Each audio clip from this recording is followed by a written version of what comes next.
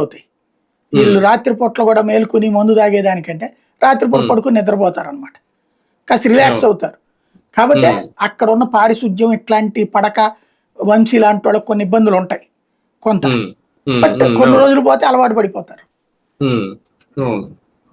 కానీ పార్టీని వణికించడం లేదంటే నాయకుడిని వ్యక్తిగతంగా హింసించడం ఈ రెండు జరుగుతున్నాయి ప్రస్తుతం. ఇది రేపు పొద్దున వైసీపీకి ఒక బిగ్ డ్యామేజ్ అవుదా? ఏముంటది అంట డ్యామేజ్ అంటే ఏంటి? నాయకుల లోపం రేపొద్దున్న నాయకుల కొరత.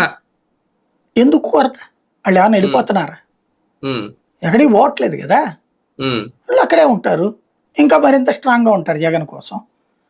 రేపు వాళ్ళ కసి తీర్చుకోవడం కోసం అని గట్టి కష్టపడతారు కదా. కిందటిసారి కష్టపడాల చాలా మంది, ఇప్పుడు కష్టపడతారు.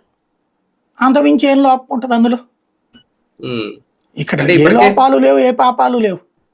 ఇప్పటికే గన్నవరంలో గానీ అక్కడ గాని గుడివాడలో గానీ కొత్త ఇన్ఛార్జీలను పెట్టబోతున్నారు అనేది రేపొద్దున. అంటే వీళ్ళని ఇంకా పక్కన పెట్టి కొత్త వాళ్ళని తీసుకొస్తే మళ్ళీ పార్టీ పరిస్థితులు ఎలా ఉంటాయి, అలాంటి సిచ్యువేషన్ వస్తే కొంచెం డ్యామేజ్ జరగదా?